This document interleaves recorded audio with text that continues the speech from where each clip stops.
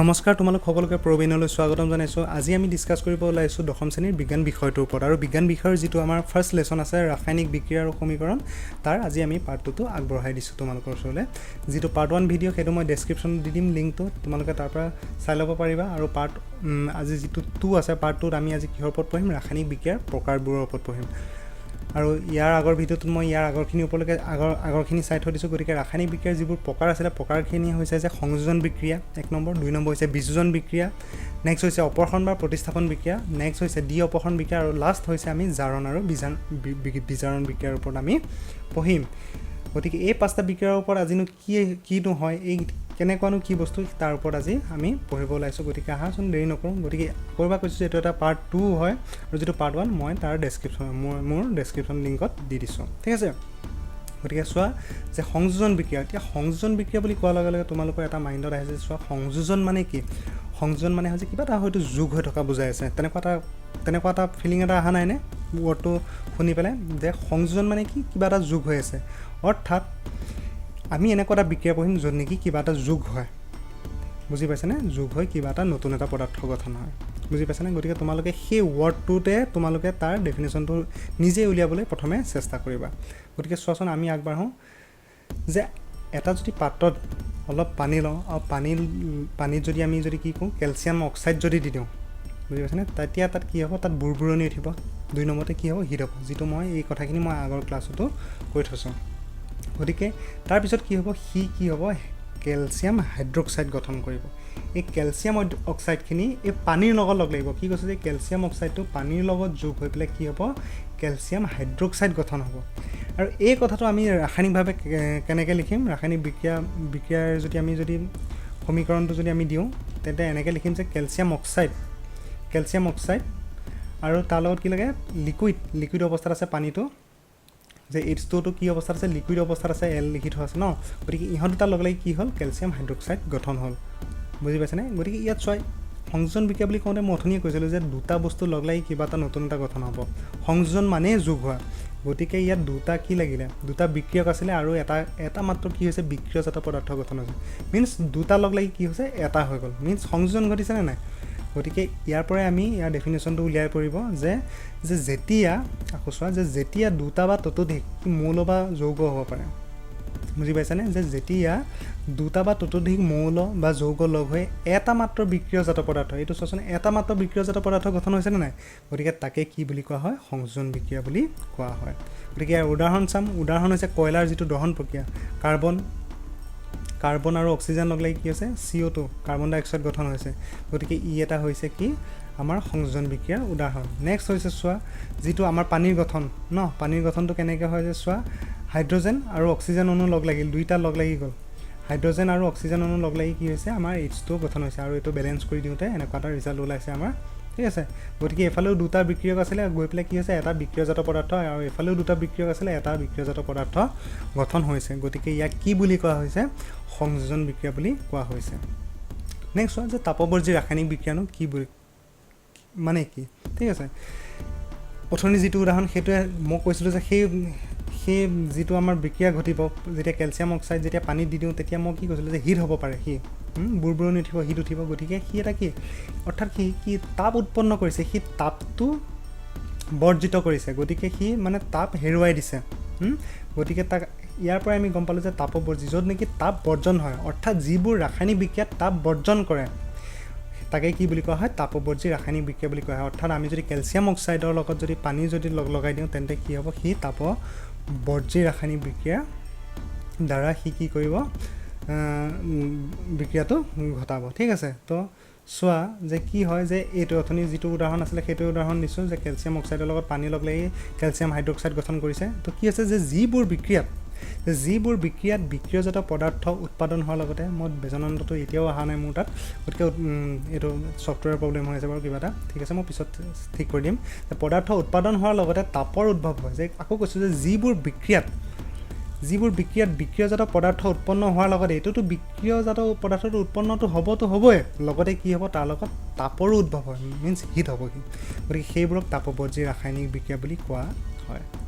মনত ৰাখিব। গতিকে তাৰে উদাহৰণ দুটামান চাই লৈছোঁ যে প্ৰাকৃতিক গেছৰ যিটো দহন, যে প্ৰাকৃতিক গেছৰ যিটো দহন ই এটা হৈছে তাপবৰ্জী বিক্ৰিয়া ঠিক আছে আৰু নেক্সট হৈছে আৰু এটা যে যিটো আমাৰ শ্বসনটো হৈছে এটা তাপবৰ্জী বিক্ৰিয়া C6H12O6 এইটো হৈছে কি গ্লুক'জৰ ফৰ্ম ঠিক আছে মন ৰাখিবা তোমালোকক শ্বসনৰ বিষয়ে মই বায়'লজি যিটো চেপ্টাৰ আছে তাত বহুত ডিটেইলছকৈ পঢ়াম যদি তোমালোকে যদি শ্বসনৰ বিষয়ে যদি জানিব খুজিছা তেন্তে শ্বসনৰ চমুকে মই এটা তোমালোকক বুজাই থৈছোঁ যে আমাৰ যিবোৰ খাদ্য বস্তু আছে সেই খাদ্য বস্তুবিলাকত কি থাকে সদায় আমাৰ কাৰ্বহাইড্ৰেট প্ৰচুৰ পৰিমাণৰ থাকে বুজি পাইছেনে আৰু এই কাৰ্বহাইড্ৰেটবিলাক যেতিয়া আমাৰ সৰল অৱস্থালৈ যায় সিহঁত কিহলৈ ভাগ হৈ যায় সিহঁত গ্লুক'জলৈ ভাগ হৈ যায় আৰু এই গ্লুক'জবোৰ ক'ত লাগে আমাৰ মানুহৰ শৰীৰত কি থাকে কোষ থাকে কোষত থকা যিবোৰ অক্সিজেন সেই অক্সিজেনবিলাকৰ লগত ইহঁত কি হয় এই গ্লুক'জবিলাক কি হয় খাদ্যত কি থাকে কাৰ্বহাইড্ৰেট থাকে আৰু কাৰ্বহাইড্ৰেট যেতিয়া সৰল অৱস্থালৈ যায়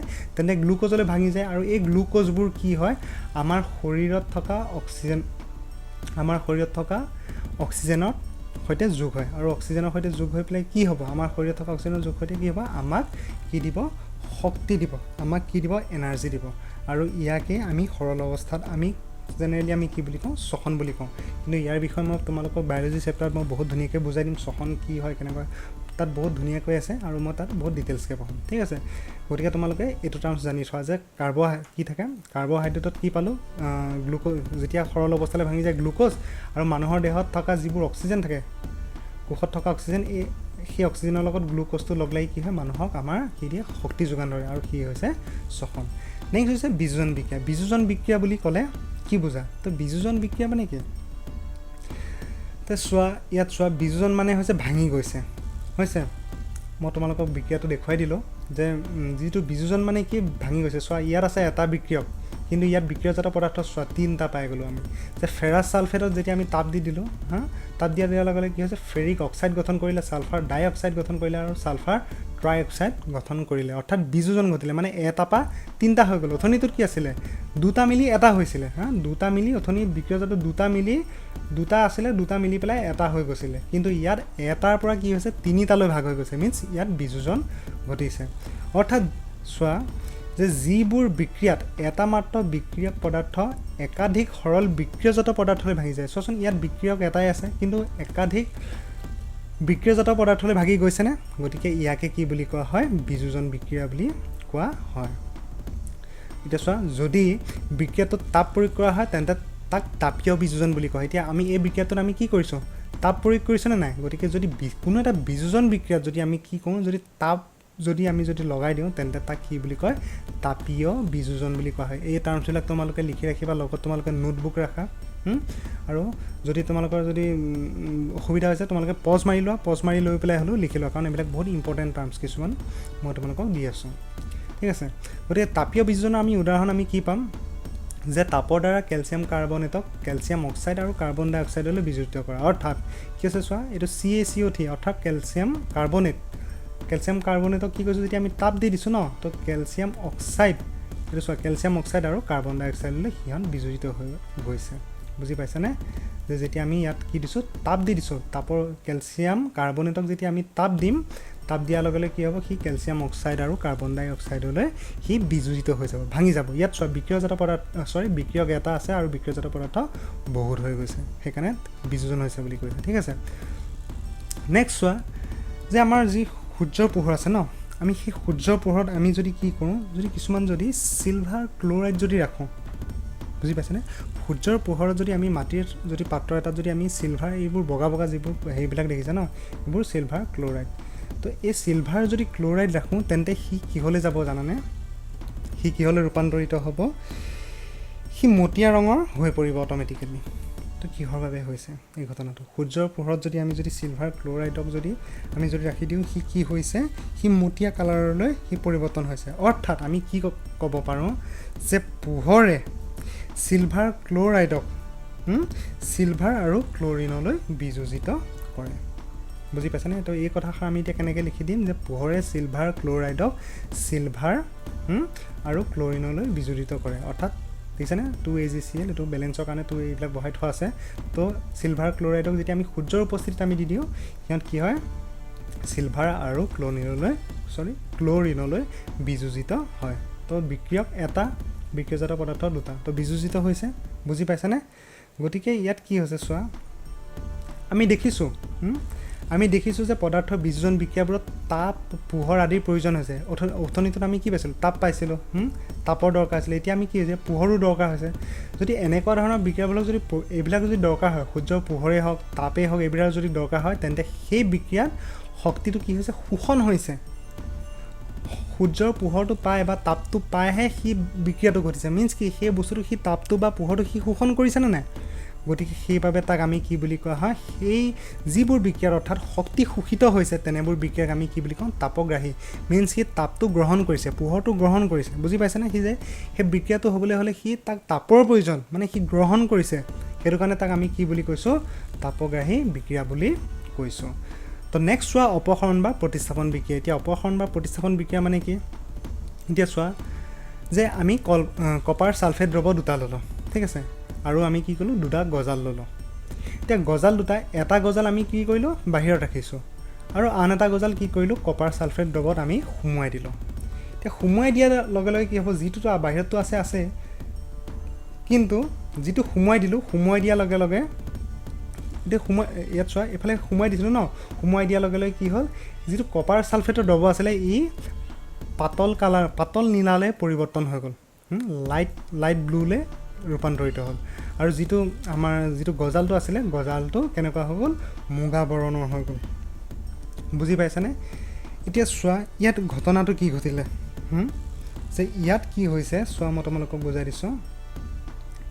ইয়াৰ যিটো হৈছে যে কপাৰ ছালফেট দ্ৰৱত যেতিয়া আমি গজাল এটা যেতিয়া সুমুৱাই দিলোঁ, তেতিয়া কি হ'ল, এই কপাৰ ছালফেট দ্ৰৱৰ পৰা কপাৰ মৌলটোক আইৰণে, সেই আইৰণ মানে কি, সেই গজালটোৱে কি কৰিলে, অপসাৰণ কৰি দিলে কপাৰ মৌলটোক।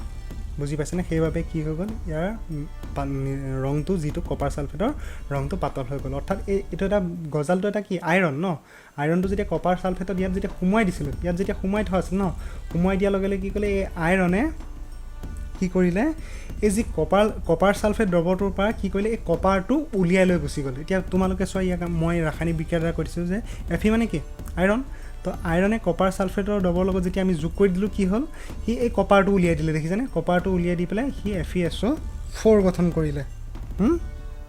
তো FeSO4 মানে কি, আইৰণ ছালফেট সি গঠন কৰিলে, আৰু এইফালে কপাৰটোক উলিয়াই দিয়াৰ বাবে সি কি হ'ল, পাতল নীলা হৈ গ'ল কপাৰ ছালফেটৰ দ্ৰৱটো, আৰু গজালটো কি হৈ গ'ল, মুগা বৰণৰ হৈ গ'ল।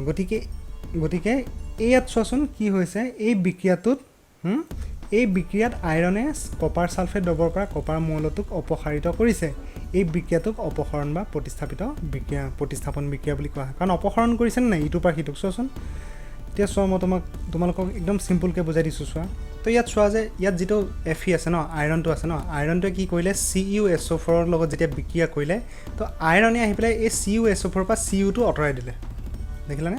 আঁতৰাই দি পেলাই Fe নিজে সোমাই গ'লহি, মিনছ সি নিজে প্ৰতিস্থাপন হৈ গ'লহি এটা জেগাত।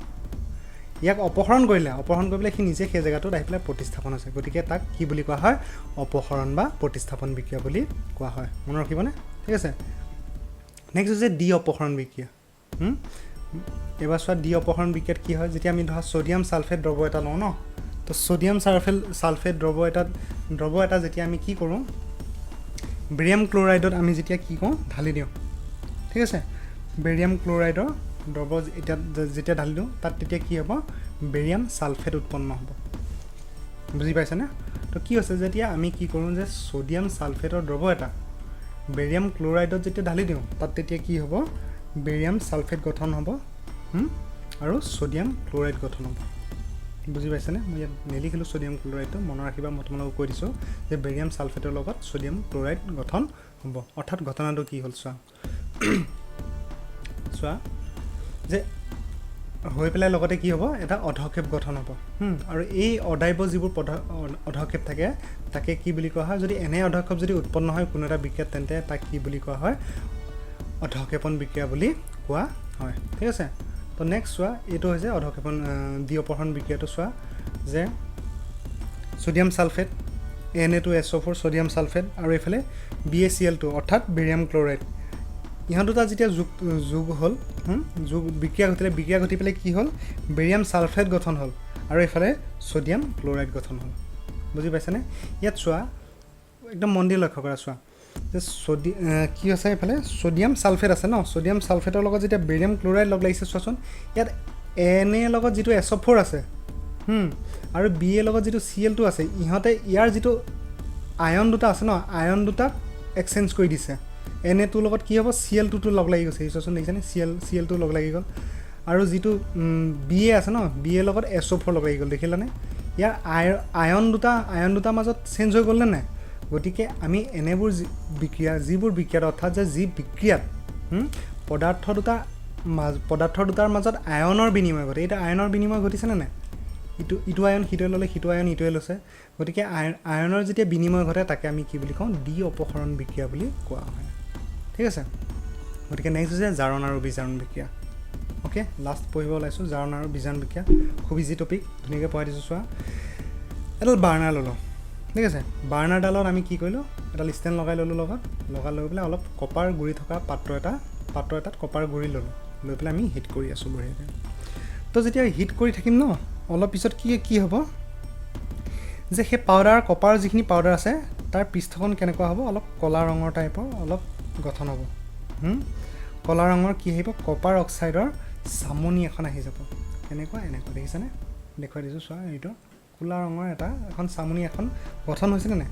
তো কিহৰ বাবে গঠন হ'ল, চোৱা, যে কপাৰৰ লগত কি হ'ল, অক্সিজেনটো যোগ হৈ কপাৰ অক্সাইড গঠন হ'ল। চোৱাচোন, কপাৰৰ লগত আমি অক্সিজেন জ্বলোৱা মিন্স কি, অক্সিজেনৰ উপস্থিতি জ্বলাই দিলোঁ ন, তো অক্সিজেনটো যোগ হৈ পেলাই কি হ'ল, তাপ দিছোঁ ন, তো তাপ লিখি দিছোঁ অনুগত হেৰিটো। তো কি হৈছে, 2CO অৰ্থাৎ কপাৰ অক্সাইড গঠন কৰি দিলোঁ। বুজি পাইছেনে? যেতিয়া কপাৰক যেতিয়া আমি অক্সিজেনৰ উপস্থিতি যেতিয়া হিট দি দিলোঁ, কি হ'ল, সি কপাৰ অক্সাইড গঠন কৰিলে। অৰ্থাৎ কি হৈছে, ইয়াত কপাৰটোৰ লগত অক্সিজেন এটা লগ লাগিলে। বুজি পাইছানে? কি হৈছে যে কপাৰটোৰ লগত কি হ'ল, অক্সিজেন এটা যোগ হ'ল। আনহাতে চোৱা, এই যিটো কপাৰ অক্সাইডটো আছে ন, কপাৰ অক্সাইডৰ ওপৰত যদি আমি আকৌ হাইড্ৰজেন পঠিয়াই দিওঁ নহয়, এই কপাৰ অক্সাইডটোত যদি আমি আকৌ হাইড্ৰজেন পঠিয়াই দিওঁ, তেন্তে সি কি হয়, আকৌ কপাৰটোক ভাঙি পেলাব। কপাৰক এক্সট্ৰাকৈ আগতে কপাৰ অক্সাইড আছিল নহয়, যদি হাইড্ৰজেন তাৰ লগত যদি পঠিয়াই দিওঁ, যোগ কৰি দিওঁ, তেন্তে সি হাইড্ৰজেনে কি কৰিব, কপাৰ অক্সাইডৰ পৰা কপাৰটো আঁতৰাই পেলাব। বুজি পালানে? তো তোমালোকে ইয়াত চোৱা, ইয়াত দুটা ঘটনা হ'ল। প্ৰথমটোত চোৱা, ইয়াত হাইড্ৰজেনৰ লগত অক্সিজেন আছিল জানো? হাইড্ৰজেনৰ লগত প্ৰথমে অক্সিজেন নাছিলে, তো ইয়াত আহি পেলাই কি হ'ল, অক্সিজেন যোগ হ'ল। কিন্তু এইটো চোৱা যে কপাৰৰ লগত প্ৰথমে অক্সিজেন আছিলে, কিন্তু অক্সিজেনটো ইয়াত নাইকিয়া হৈ গ'ল। বুজি পাইছানে? অৰ্থাৎ মই এটাই ক'ব গৈছোঁ যে যদি অক্সিজেন যদি লাভ কৰে নহয়, অক্সিজেন লাভ কৰি পেলাই তাৰ পদাৰ্থটো কি হৈ যায়, জাৰিত হৈ যায়। বুজি পাইছেনে? তো হাইড্ৰজেনে কি কৰিলে, অক্সিজেনটো লৈ পেলাই কি হ'ল, সি H2 গঠন কৰি পেলাই সি কি হৈছে, নিজে জাৰিত হ'ল। আৰু কপাৰ অক্সাইডে কি হ'ল, অক্সিজেনটো হেৰাই দিলে ন, তো অক্সিজেনটো হেৰাই পেলাই কপাৰটো কি হ'ল, সি নিজে বিজাৰিত হৈ গ'ল। গতিকে কি হ'ল, আমি চোৱা যে যিটো প্ৰথম আছিল ন, ইয়াত হাইড্ৰজেনৰ লগত অক্সিজেন যোগ হৈ গ'ল। অৰ্থাৎ আমি কি কওঁ, যেতিয়া অক্সিজেন যোগ হৈ যায়, তেন্তে তাক আমি কি বুলি কওঁ, জাৰণ বুলি কওঁ। ঠিক আছে, জাৰণ ঘটা বুলি কওঁ। আৰু এইফালে কি হ'ল চোৱা, যে কপাৰ অক্সাইডৰ পৰা কি হ'ল, অক্সিজেনটো নাইকিয়া হ'ল, অৰ্থাৎ অক্সিজেনটো নাইকিয়া হৈ গ'ল, অক্সিজেনটো হেৰালে, তো ইয়াক আমি কি বুলি কওঁ, বিজাৰণ বুলি কওঁ। ঠিক আছে, তো একদম চিম্পল। আৰু এটা কথা, যদি ইহঁত দুইটা এতিয়া চোৱাচোন, এই প্ৰথম এক্সাম্পলটোত চোৱা, ইয়াততো এটাই ঘটনা ঘটিছে, কপাৰৰ লগত অক্সিজেন যোগ হৈছে, কিন্তু ইয়াত দুইটা ঘটনাই ঘটি আছে, জাৰণ আৰু বিজাৰণ একেলগে ঘটি আছে। গতিকে এই যেতিয়া যে জাৰণ আৰু বিজাৰণ একেলগে ঘটে, তেতিয়া আমি তাক কি বুলি কওঁ জানোনে, জাৰণ আৰু বিজাৰণ যেতিয়া একেলগে ঘটে, তাক আমি কি বুলি কওঁ, ৰেডক্স বিক্ৰিয়া বুলি কওঁ। অৰ্থাৎ য'ত জাৰণ আৰু বিজাৰণ একেলগে ঘটে, তাক আমি কি বুলি কৈ আছোঁ, ৰেডক্স বিক্ৰিয়া বুলি কৈছোঁ। গতিকে ৰেডক্স বিক্ৰিয়া দুটামান উদাহৰণ চাওঁ। চোৱা, zinc oxide, ZNO plus carbon লগ লাগিলে, এইফালে কি হ'ল, এইফালে চোৱা, ইয়াত জিংকৰ লগত অক্সিজেনটো লাগি আছিলে, ইয়াত জিংকটো অক্সিজেনটো নাইকিয়া হৈ গ'ল, বিজাৰণ ঘটিলে। কাৰ্বনৰ লগত কি আছিলে, অক্সিজেন নাই, ইয়াত কাৰ্বনটো লগত অক্সিজেনটো যোগ হৈ গ'ল, অৰ্থাৎ কি, জাৰণ ঘটিলে। ঠিক তেনেকৈ এইটোৱে তোমালোকে নিজে কৰিবলৈ চোৱাচোন। MNৰ লগত কি আছিলে, O2 লগ লাগি আছিলে, ইয়াত অক্সিজেন আছেনে, নাই। বুজি পালানে? অৰ্থাৎ বিজাৰণ। ইয়াত চোৱা, হাইড্ৰজেনৰ লগত অক্সিজেন আছিলনে, নাই, ক্ল'ৰিনটো আঁতৰাই পেলাই অক্সিজেন যোগ হৈ গ'ল। বুজি পালানে কথাটো? গতিকে ইয়াত এইখিনিত কি হৈ গ'ল, জাৰণ ঘটি গ'ল। যদি পদাৰ্থ এটাই অক্সিজেন লাভ কৰে বা হাইড্ৰজেন হেৰুৱায়, বুজি পাইছেনে? দুইটা কণ্ডিশ্যন হ'ব পাৰে। যদি পদাৰ্থ এটাই অক্সিজেন লাভ কৰে বা হাইড্ৰজেন হেৰুৱায় তাকে তেতিয়া পদাৰ্থটো কি হয় জাৰিত হ'ব পাৰে, বা পদাৰ্থ এটাই যদি অক্সিজেন হেৰুৱায় বা হাইড্ৰজেনো লাভ কৰে তেতিয়া পদাৰ্থটো কি হয়, আমি যদি আন এটা ভাষাত যদি ক'ব যাওঁ তেন্তে সি বিজাৰিত হ'ব পাৰে। তো নেক্সট চোৱা ক্ষয়ীভৱন। ক্ষয়ীভৱন মানে কি? যে ধাতু, আমাৰ যিবোৰ ধাতু থাকে ন, যে ধাতু এটা বাষ্প বা এচিড আদিৰ দ্বাৰা আক্ৰান্ত হ'লে কি হয়, সি ক্ষয় ঘটে, আৰু এই প্ৰক্ৰিয়াকে ক্ষয়ভৱন বুলি কোৱা হয়। তোমালোকে কৈছে যে ধাতু যেতিয়া কি হয়, বাষ্প বা পানী চানী এনেকুৱা জেগাত আহিলে, মই আগতেই কৈছিলোঁ যে কি হয়, সি মামৰে ধৰিছে। মামৰে ধৰা মানে মিনছ কি, সি ক্ষয় ঘটিছে ন, তো ক্ষয় ঘটাকে কি বুলি কোৱা হয়, তাক ক্ষয়ভৱন বুলি কোৱা হয়। ইয়াৰ উদাহৰণ হৈছে লোক মামৰে ধৰা। এইটো হৈছে, তুমি দেখিছা ইয়াতে লোহাৰ কেৰাহী এটা কি হৈছে মামৰে ধৰাটো, এইটো হৈছে এটা কি হয়, ক্ষয়ভৱনৰ উদাহৰণ। ঠিক আছে। নেক্সট চোৱা যে দুৰ্গন্ধিতা বা ৰেঞ্চিডিটি। বুজি পাইছানে? তো দুৰ্গন্ধিতা বা ৰেঞ্চিডিটি কাক বোলে? চোৱা, এই চিপছৰ পেকেট দেখিছা? চিপছৰ পেকেটটো ফুলা হৈ থাকে, চাবাচোন বায়ু সোমাই থাকে। তাত কিহৰ বাবে বায়ু সোমাই থোৱা থাকে? তাত কি থোৱা থাকে? নাইট্ৰজেন সোমাই থৈ দিয়া থাকে। মই এতিয়া কৈছোঁ কি হৈ থাকে? নাইট্ৰজেন সোমাই থাকে। তো কিহৰ বাবে সোমাই থোৱা থাকে? চোৱা যে তেল বা চৰ্বিজাতীয় খাদ্যবস্তুত জাৰণ নঘটিবলৈ প্ৰতিজাৰক পদাৰ্থ যোগ কৰা থাকে। বায়ুৰুদ্ধ পাত্ৰত খাদ্যবস্তু ৰাখিলে জাৰণ মন্থৰ হয়। যদি কি হৈ থাকে, এই খাদ্যবস্তুবিলাক মানে কি হয়, যদি জাৰণ ঘটি যায় নহয়, জাৰণ ঘটিলে সেই পদাৰ্থটো কি হয়, নষ্ট হৈ যায়। গতিকে সিহঁতক জাৰণ নঘটিবৰ বাবে সিহঁতক কি হয় প্ৰতিজাৰক কিছুমান পদাৰ্থ যোগ হৈ থাকে। যেনেকৈ কি হয়, আমাৰ যিটো চিপছৰ পেকেট থাকে তাত কি হৈ থাকে, নাইট্ৰজেন যোগ হৈ থাকে। ঠিক আছে। তো চিপছৰ পেকেটত কি হয়, নাইট্ৰজেন সেইবাবে যোগ হৈ থাকে। ঠিক আছে।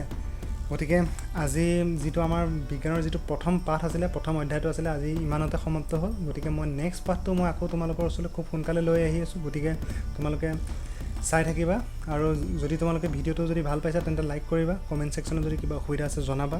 ঠিক আছে, আৰু মোক ছাপোৰ্ট কৰিবা। ঠিক আছে, তেন্তে আজিলৈ ধন্যবাদ। Thank U.